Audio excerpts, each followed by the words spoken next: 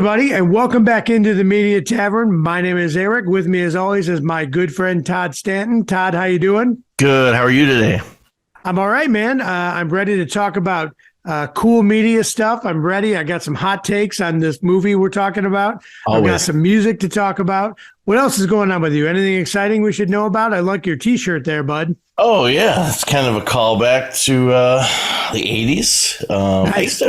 I used to have a shirt like this when I was younger. It's a red MTV shirt. So those of you listening and not watching, he's got a really bright red, cool MTV T-shirt on.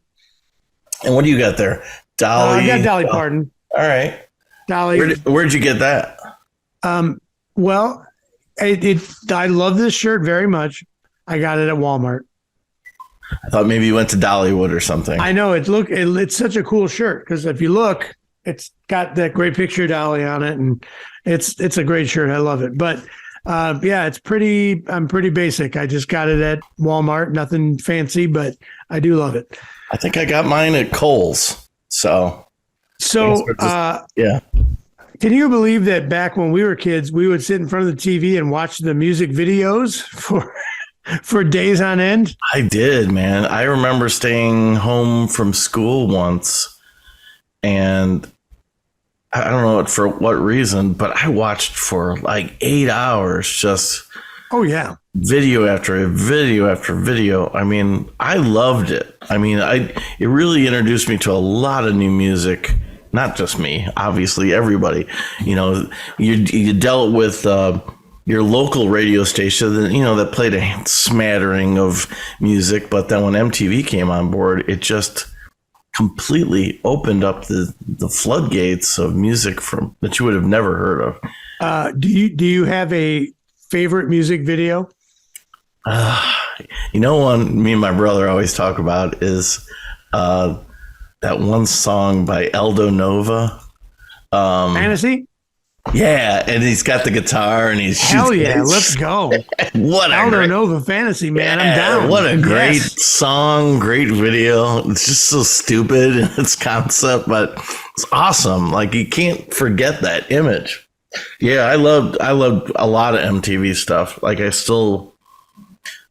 don't want to say I miss it in the sense of I wish that there was music videos still being made now, because I don't really care for a lot of the popular music that happens today. But do you? Would you watch today's music videos? Yeah, man, I'm down. I got a 12-year-old. That's all I do. I got a 12-year-old too. He doesn't care about a lot of the popular stuff. I don't know what he listens to. Eric, what was your favorite music video?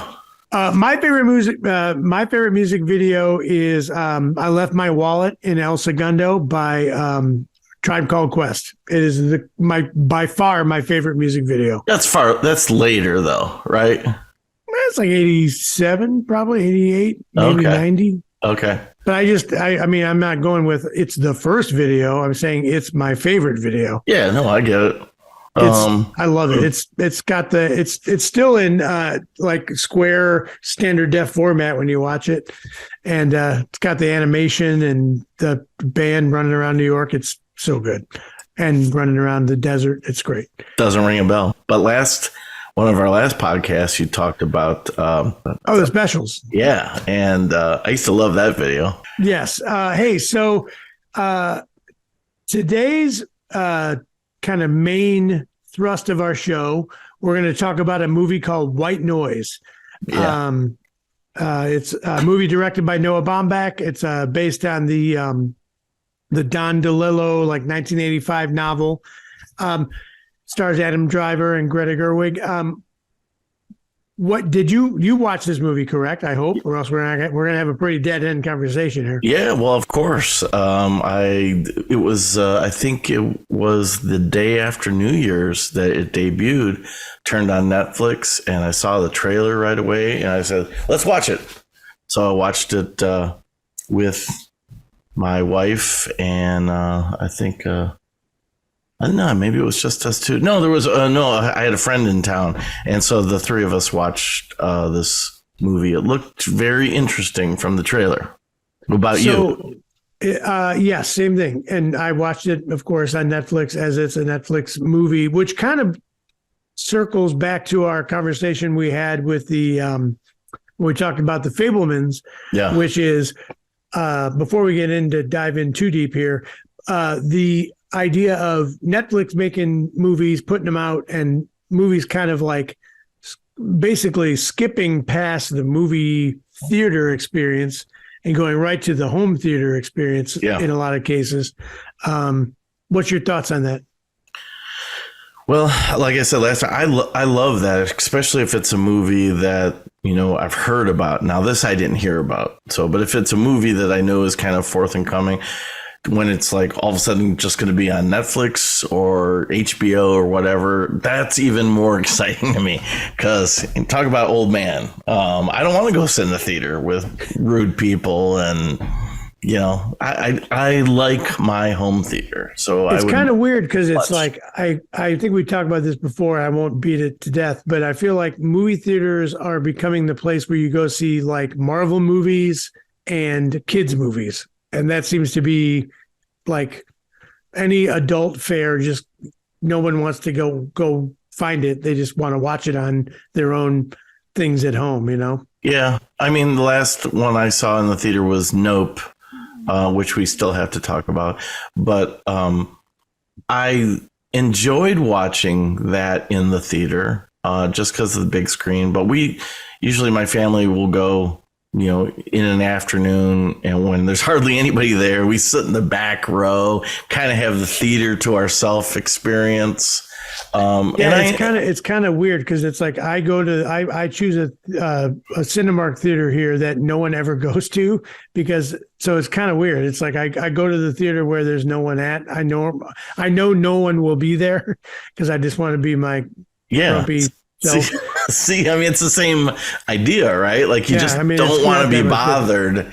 I mean, at the cost of what movies are now, like, you know, you're almost buying half the DVD, you know, half the Blu-ray, but by purchasing a ticket. So it's like, I can wait 4 months and, you know, it'll be in my house. And so we're advocating for physical media and going to the movies, and we don't like today's music. So far we've lost everyone 30 and under. We're split on today's music. So yeah, but yeah. So all right, so let's jump into White Noise. For anyone listening, there will be spoilers, but it's kind of a hard movie to spoil, really, because there's not like a twist or whatever. But just so you know, moving forward here, we'll be talking in depth about the greater White Noise universe, I guess.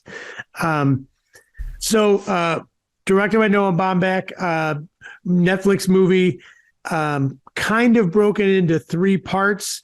We've got the first section is called Waves and Radiation. The second section is called the Airborne Toxic Event. And the final section is called Diorama. And it's kind of like a movie about kind of like angst and boredom and kind of mid-'80s capitalism. There's a lot of like thoughts about, you know, your death and what's happening, especially when it gets accelerated, and how you live together. So I am sort of going to run through this movie. I'm not going to get super detailed about it, or we don't have to get super detailed about it, but we'll kind of give a basic overview as usual, and then kind of jump into it. So, Adam Driver plays a character named Jack.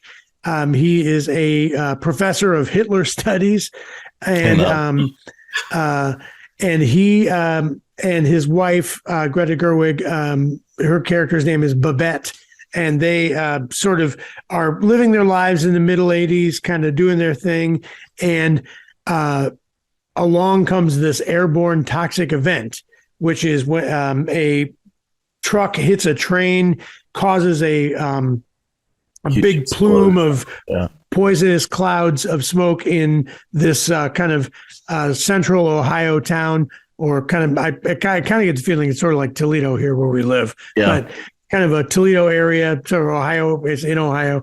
And suddenly Jack's character is after kind of the toxic event kind of stops the world for a minute, he gets infected by the disease, and he is trying to grapple with the fact that his life is going to be shorter than his beloved Babette's life. They kind of go on the run. We find out that Babette is taking these pills called Dilar that kind of help her not get the disease. And she's been kind of like sleeping with this professor doctor guy to get these pills. Adam Driver's character, Jack, finds out. Things happen. Things get accelerated. They go on the run. It ends it ends in two ways. It ends with them kind of like grappling with their own mortality in this hospital run by nuns. And then at the very end, the family gets together and they walk into an A&P, and this magnificent, I absolutely loved it, dance sequence fires off. Which isn't a part of the story. It's not a part of the story at all. No, but it's kind of is though. I mean, it's sort of like that's their happy place at the end. Yeah. And there's music by LCD Sound System called the New Body Rumba, and which killer song. I love that band. But and it kind of ends with this giant dance sequence, and and that's where it kind of winds up. So there's a lot to digest there. What did you think about this crazy movie, my friend? In prep for the show, I kind of watched some videos that kind of explained this movie, because it's obviously completely laced with like symbolism on this level and that level. I don't necessarily like watching films where I have to have them explained to me. I find that frustrating. Like, I feel like a director's done something wrong if you can't go away and understand it in itself. Like, if the movie doesn't explain itself to you, it doesn't have to hold your hand. But sometimes these movies, there's movies like, if you ever saw Enemy with Jake Gyllenhaal, that movie, you have to watch. So like 2001: A Space Odyssey, just throw it out because it's stupid. It doesn't make any sense. I'm not saying stupid. I never use the word stupid. I'm just saying it doesn't. It's not fun to me. It's not a fun Kubrick movie. Needs to tell you what's up. He doesn't need to. It's just my opinion. It's my opinion. I like to walk away and understand what I watched. I don't have to be handheld, but there should be something in there that says what's going on. And 2001 is a very good example. For many years, I did not like that movie. Now, do I like it now because the meaning of the movie is so important to me? No, I just like the visuals. I like some of the scenes in it. It still doesn't explain itself, and it's left up to interpretation. And well, it's not really left up to interpretation. It is sort of like the history of warfare and the history of humanity is. There's cavemen beating the shit out of each other with bones, and then you've got a robot that can pretty much blow up the world. Or, it's sort of, it's just kind of there. You just have to kind of cook it out a little. You have to kind of tease it out a little bit. But anyways, circling back to this movie, there is a lot of things going on in this movie. It is a Spielberg movie on drugs, like on speed. Like those, I caught right away that this guy loves Spielberg. And there's these Spielbergian, can I use that term? Spielbergian scenes.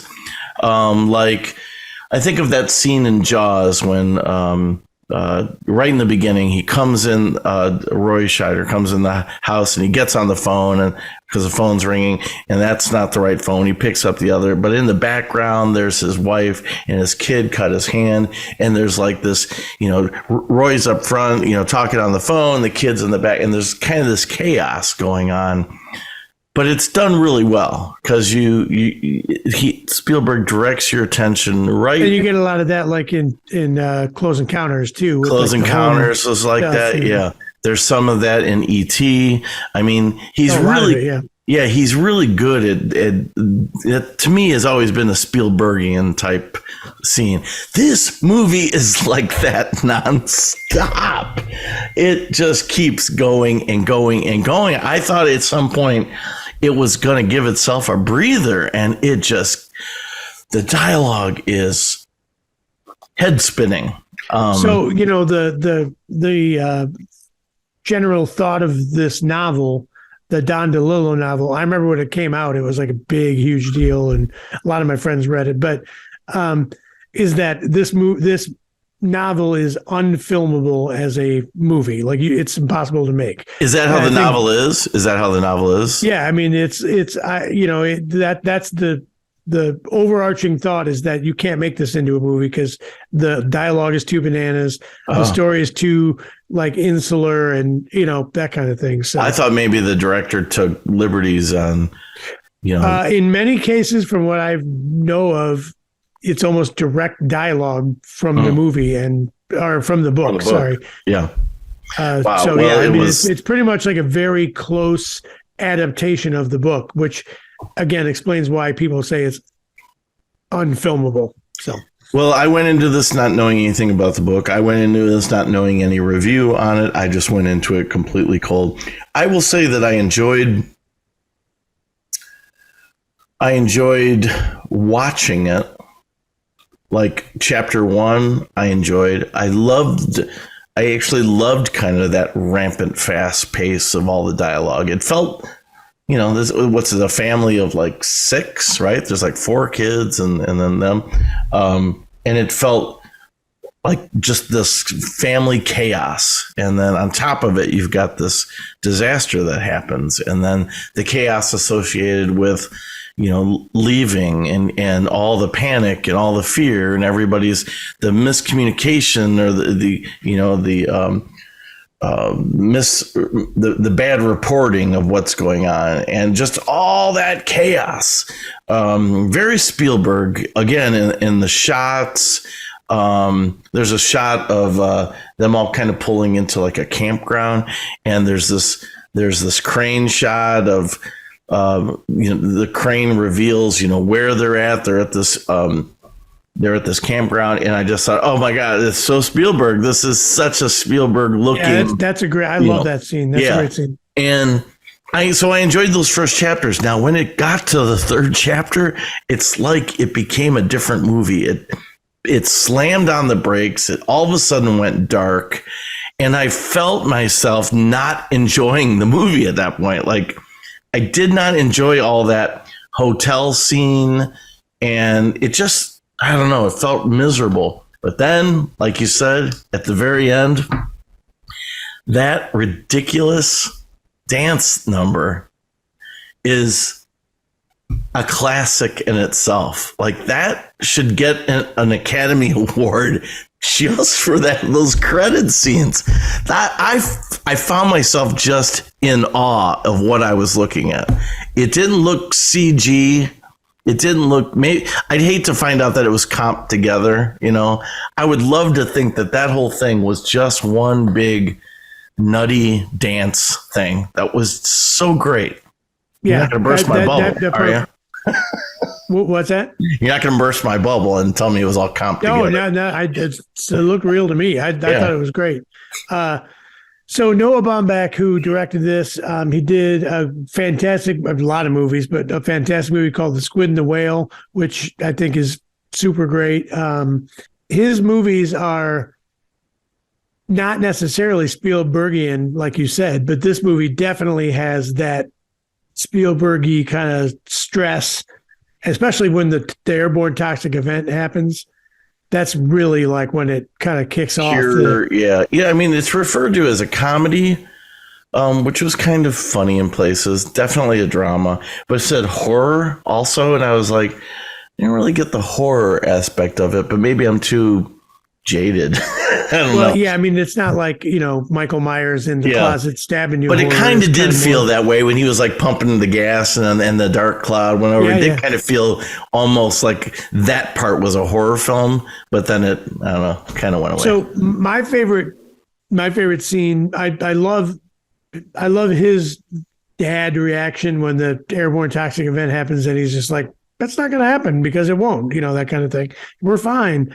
But I love the teaching sequence with him and Don Cheadle when he's talking about the Hitler studies kind of combined with the Elvis studies. Yeah. And I love the camera work in that scene. That was my favorite scene in the movie. I thought a lot of the scenes were just stunning. I mean, the color in it. Again, I go to Spielberg. Like there was a lot of, even when the toxic event happened, felt very, War of the Worlds ish. You know, his version of War of the Worlds. That's a good comp. Yep. Yeah, and it just like it felt like you were watching something really big here, but I didn't totally enjoy the whole thing. So I go away thinking, I don't know if I would necessarily recommend this to somebody because I don't know how I really feel about it. Like it's too chaotic to me. I'm kind of like with you. Like I enjoyed watching it. Thankfully on my laptop, I was like, this is cool. But like I wouldn't be able to, my mom goes to see tons of crazy movies, so she may dig it. She might watch it. But for the most part, like I found the dialogue was a little too of the novel for me. Like it was too cutesy pie novel. Like if you read it, you might find it different than watching it unfold on film, At a rapid pace. Like it was like being as if somebody was like shooting you with bullets. I mean, the dialogue is just coming at you so fast. Like, oh my God, please stop. Just take a breather. I thought it was cool. And I love Adam Driver. I think he's like lights out. I think he's definitely one of the, and I love the fact that he takes chances, Sure. Yeah. Whether it's House of Gucci or doing the crazy Star Wars movie or I love whatever, House of it's like Gucci. I love everything he does, I think is super cool. And I thought he was great in this. I think everybody in this movie, like Greta Gerwig, did great. I mean, I think everyone did well in it as far as acting goes. I just think it was kind of so up its own butt a little bit, and a little bit like, not that if you don't read the novel you won't understand what's going on, but it felt very much like winky winky.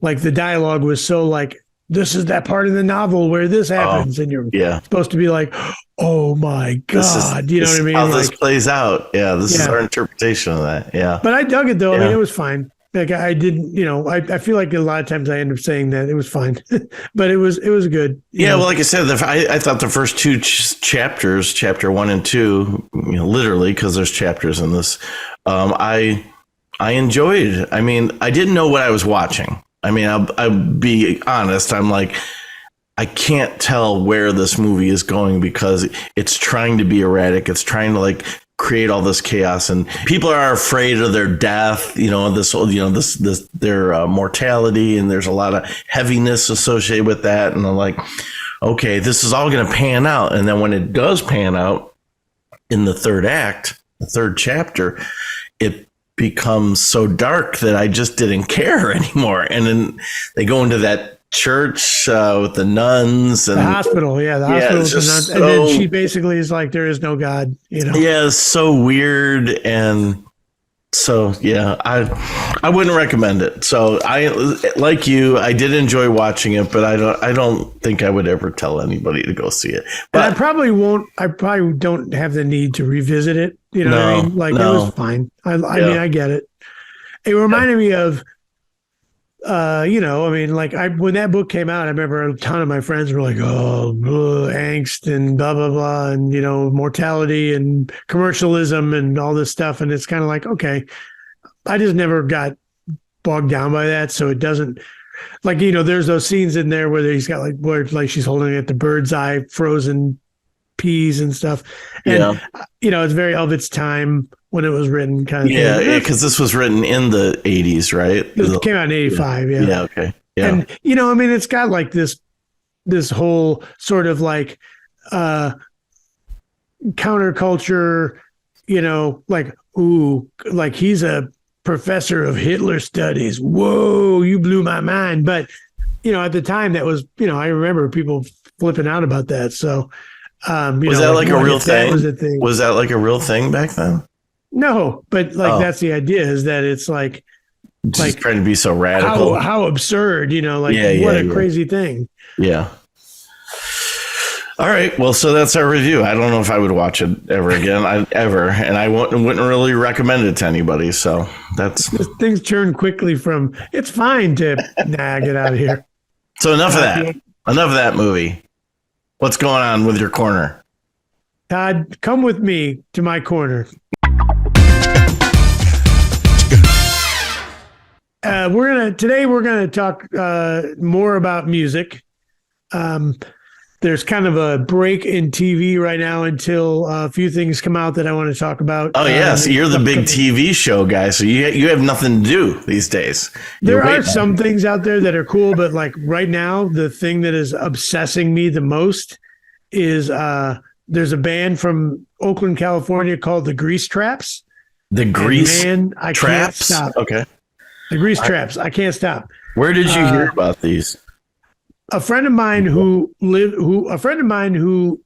owns a record store in Holland, in Den Haag in Holland, posted it as one of his favorite records of the year by an American band, which tons of American music is popular there. I had never heard of them, don't know anything about them. Went to their Facebook page. They have like 100 followers. Like nobody, they're very underground, but it is like the super funkiest, most retro, sounds like, Curtis Mayfield's Superfly meets like Funkadelic thing ever. It's super stripped down. There's like drums, guitar, bass, and an organ. The singer's great. Excuse me. The singer's great.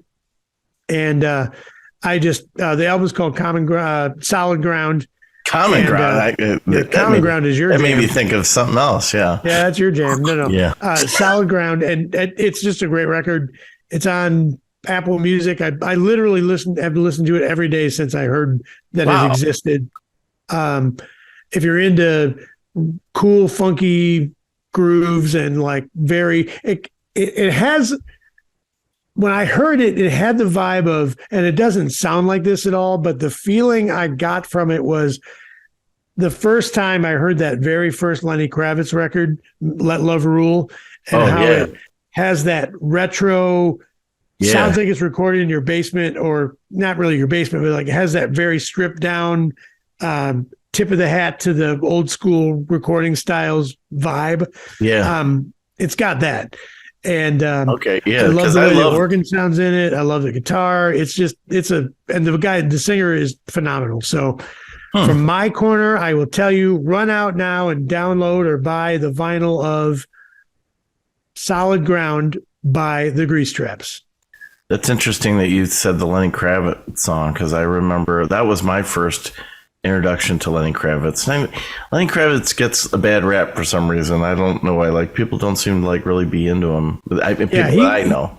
I think he's made some not the best records, but I think some of his records are like lights out great, and especially Let Love Rule, the first record. Such a great song. I thought that for some reason, when I first heard that song, I thought, oh, this is like some new Elvis Costello song. I don't know why. Like, that was the first thing that popped in my head. And then I dug that song so much. Like, I just thought it was so simple, but so like soulful, and I loved it.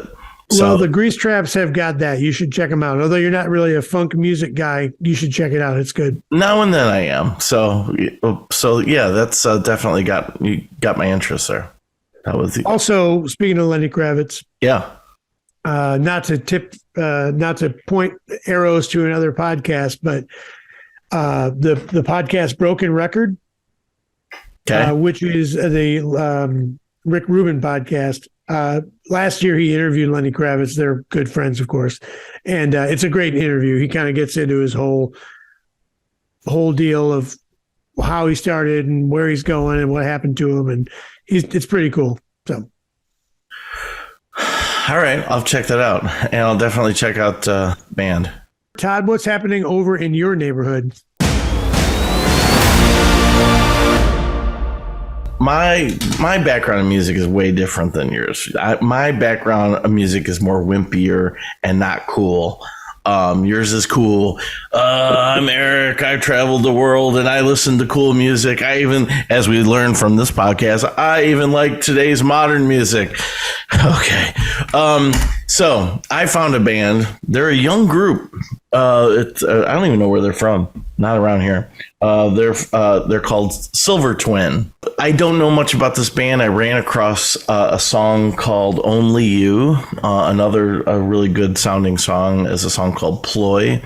It has such a 1977 Jeff Lynne vibe to it. If you're a fan of the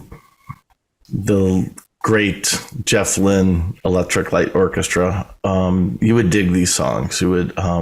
It's verbatim, the sound, the feel, but it's not a ripoff. It's not they're not trying to. They have their own. Ingredients added. But I love the melodies, the chords. The chords are hauntingly beautiful in some of the songs.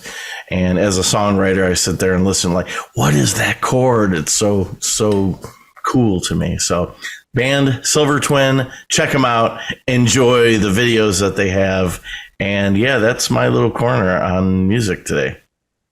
That sounds great. I'm very interested in checking them out. They sound like something that I definitely want to spend some time with. You're not an ELO fan though, right? Like, I know you don't cool. like. I mean, you don't dismiss I'm not any like a music maniac like you and some of my other friends who are like, the narrative is that the Beatles are the best band, but really it's ELO. I'm like, okay. I don't know if I'd ever chill say out just that, a little bit.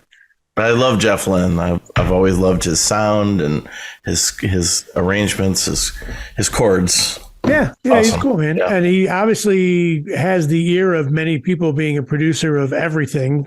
All those cats have him produce stuff, and whenever even the last Woodbury's on. So the last two Beatles songs were produced by him. So that's got to be really cool for him. Growing up listening to the Beatles, and then he got to produce the last two Beatles songs that were kind of laying around, and then good friends with George Harrison, and created that super group, the Traveling Wilburys, with Tom Petty and Roy Orbison and Bob Dylan. I mean, what a career!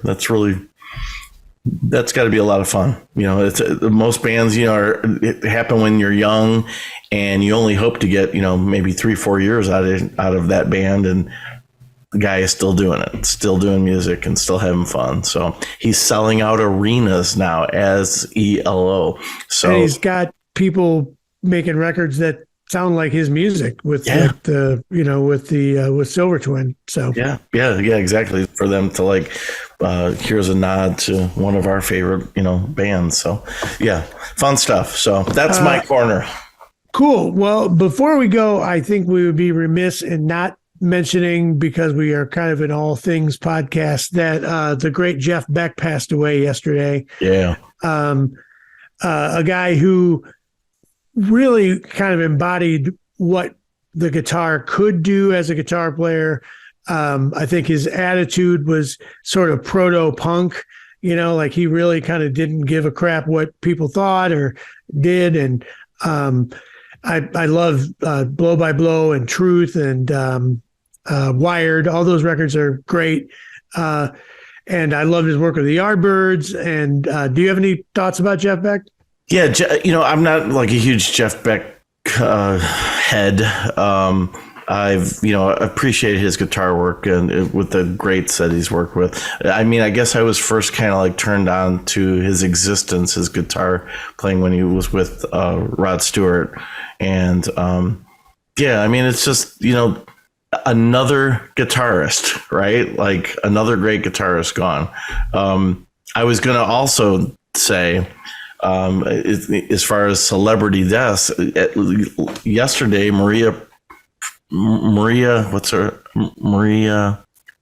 Lisa. Clearly, you're shattered by this. Yesterday, yeah. Well, that was passing. What's her name died? Yeah. Yesterday, Lisa Marie Presley died. And That's not cool. that, like, I was a big fan of hers or anything, but it just, makes you think of Elvis. It makes you even think of Michael Jackson. I mean, the connection. So here's the thing about her dying. She was 54 years old. I know, dude. I know. A lot. That seems way, well, I mean, clearly way too young, but too close to our ages. Well, and she outlived her dad by like a decade and a half almost. Yeah. So, Yeah. But yeah, that was kind of a shocker too. Yeah. And what exactly happened? I didn't even hear. She had like a cardiac thing. I don't know what, but I mean, I don't think she was exactly living the healthy lifestyle probably or anything. I mean, that's, Yeah, well, it was just a shock at the age. I mean, Jeff Beck was 78, so at least he had a little bit of a longer life there, and he probably led a wilder life, I would imagine, than Lisa Marie did. But, I don't think so. Really? I would beg to differ on that. I'm guessing that Lisa Marie probably anything that crossed her path probably made it into her body is my guess. See, you're a bigger fan of her than I am. So I'm not a fan. I don't know what you would be a fan of other than she exists on this planet. Existence, yeah. It was more the age, I think, that was shocking. I didn't think that she was close to our age, first of all. I thought for some reason she was younger. Well, she was just back in the kind of the spotlight too, because I think she had given that award to the what's his name, who starred in the Elvis movie. Oh yeah. And so she had been there at the Golden Globes giving him an award, and then like 48 hours later, it's like she checks out. It's kind of wild. Wow. Well. So Jeff Beck and Lisa Marie Presley, rest in peace, rest in power, rest in beats, whatever you want to say, and. We really brought the show down on a bummer, man. Yeah, man. Yeah. So it's the circle of life. It is. So it's all going to happen to all of us at some point. So I guess that's going to be it for the work day at the Media Tavern. Anything else you want to mention before we bust on out of here? We do have another interesting movie that we're going to be tackling here soon. Do we mention it or not mention it? Let's skip mentioning it because we'll see how we decide to do, because something might pop up. You never know. All right. But also, I want to mention real quick, we're on Twitter, we're on Instagram, at the Media Tavern. So add us, come find us. We'll post some cool polls and questions and stuff like that. So join us out there and don't forget our YouTube page. We're also if you're listening to us, the same thing is also being recorded, video wise, and being edited with little graphics here and there. It's visually entertaining on some level, and so if you enjoy the audio version, the video version may be just as fun. Yes, sir. So find us out there anywhere. For Todd Stanton, my name is Eric Oblander, and the Media Tavern is closed. Goodbye. See you later.